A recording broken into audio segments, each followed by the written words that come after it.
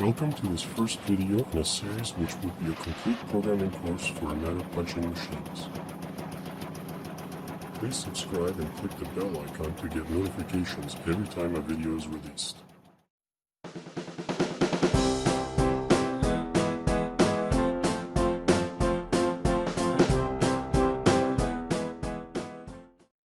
Let's start with an introduction to the punch programming series for Amada machines.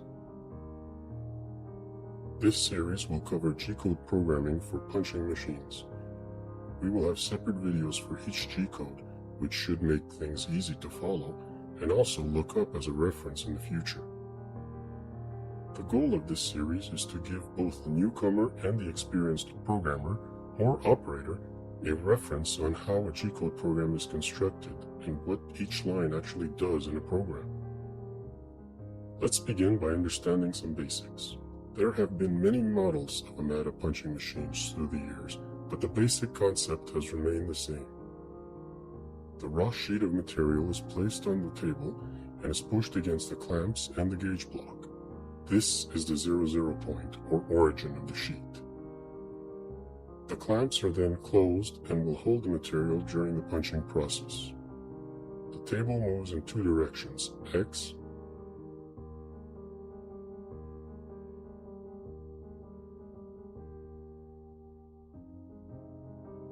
and Y.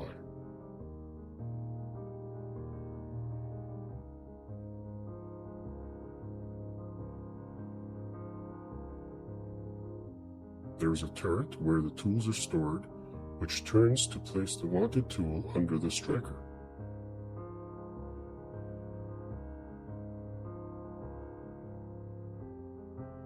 Each tool is inserted in a station in the turret. The punch is inserted in the upper turret and the corresponding die in the die base. Each station has its own station number or T number. Let's begin writing programs.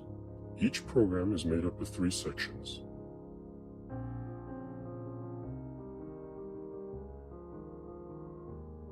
First, the control must know the size of the machine table. This tells the control how far the striker is to the origin point or 00 point before any movement is done. Second is the heart of the program. This is where all the punching is done. And lastly is the program end, where the sheet is brought back to the origin point and the program is reset. G92 command is used at the beginning of each program. This command indicates to the control the position of the origin in relation to the punch center. Once the control reads this line, it will know where the 00 point of the sheet is. The G92 is a machine constant. It depends on the machine model table size and therefore it never changes. Make sure you use the correct G92 for your machine. Usually, after the G92, there is also a G06 code that is used on machines with RAM control, but we will look at that in another video. G50 command is entered on a line by itself at the end of the program. This command moves the sheet back to the origin point as specified in the last G92 statement and signals to the control that the program has ended. The cursor goes back to the first line of the program and is ready to be run again with another sheet of material. Any offsets like G93 or G98 are cancelled. We'll look at these G-codes later. Coordinates are specified with X and Y. X is usually the axis along the clamps and Y is perpendicular to it. Precision can be up to 1/1000th of an inch or 1/100th of a millimeter. With all that, we can start to write our first program. We'll be using PunchSim software to write our programs throughout the series. You can get more info on the PunchSim simulation software at cncsoft.com. We have our part drawing with our tool list. In this example, we are only punching holes. In other words, the sheet size is the same as the part size, and there is no need to punch around the part. Let's ignore these lines at the top as they are used by the PunchSim software to show the material size, the clamp position, and the tool list. These will be ignored by the machine control. Please note that anything between parentheses is considered a comment and is ignored by the machine. Let's say that our machine is a PEGA 357, and therefore the G92 for our machine is X72.000 and Y50.000.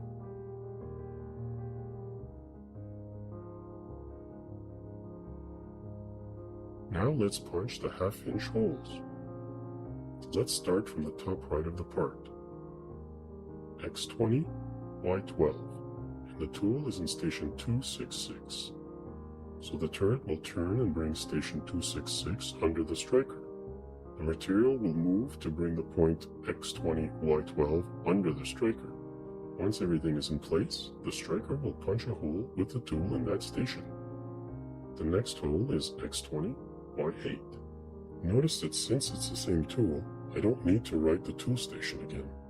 The machine will use the same station it is currently in and wait for the sheet to be moved until the point X20, Y8 is under the striker.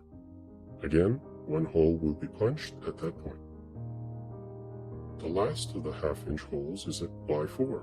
Since the X value has not changed from the previous position, I do not need to write it again. The machine keeps in memory the last X, Y, and T used until the program is reset. Next is the 3-inch round, X12, Y8, T201.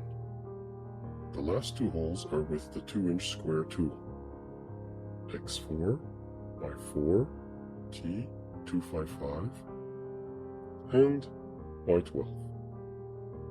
That's it. We have nothing else to punch, so let's finish this program with a G50. Let's see the simulation of our program in PunchSim and verify if everything is correct.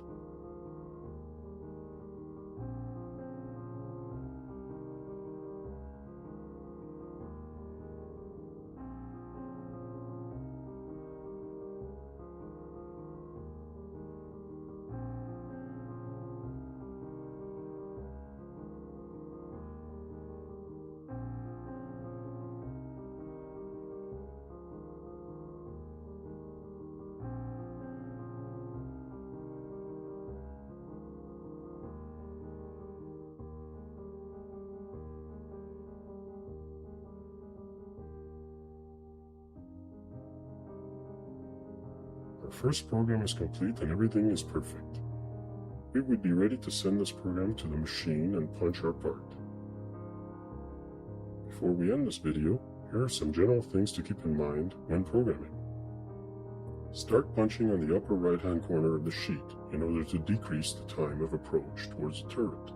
Punch the smaller diameter holes first, then larger holes, and finish with notches and forming. The forming operations should preferably be the last operations performed.